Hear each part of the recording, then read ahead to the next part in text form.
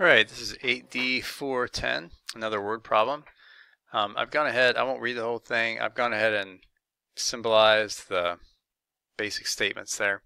Let's go ahead and translate each of the sentences into symbolic premises. If both government corruption and corporate corruption can be eliminated, so if G and C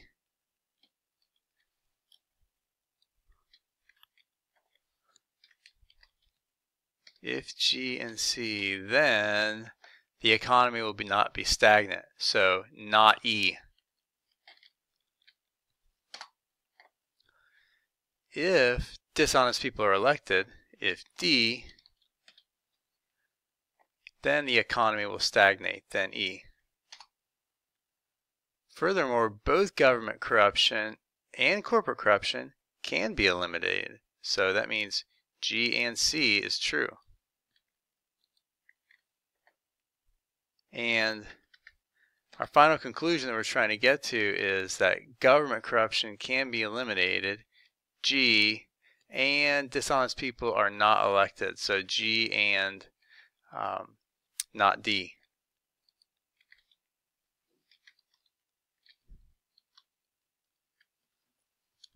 Not D. That's our target. Okay, as always, let's work backwards from the conclusion. G and not D. Now, can we jailbreak the elements out of here? Probably. We're probably going to get here. We can jailbreak the G and the D out of the various premises, and we'll probably end up saying not D, so I'm proving not D, and we'll do this by conjunction. So let's assume we're going to get G, and we're going to assume that we're going to get not D, and we will put these two together by conjunction. All right, how are we going to get G, and how are we going to get D? Well, we're given G and C, so it's easy to get G. I can just do simplify on 3.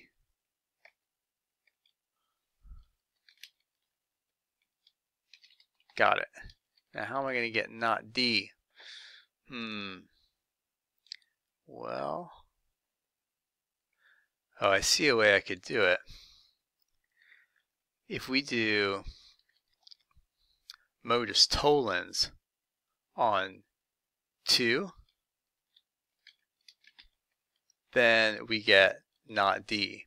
But that means we're going to need to get a not E in order to do the modus tollens. So how do we get not E? I see how to get not E. We do modus ponens on 1 and 3. You see that? Because it says, if G and C, then not E. But G and C we know is true. So therefore, not E. So we've got it. So we've got our not E. Then we do modus, and that'll be premise. Here's 4. Just cleaning it up here. This is going to be 5, and so it'll be on 2 and 4.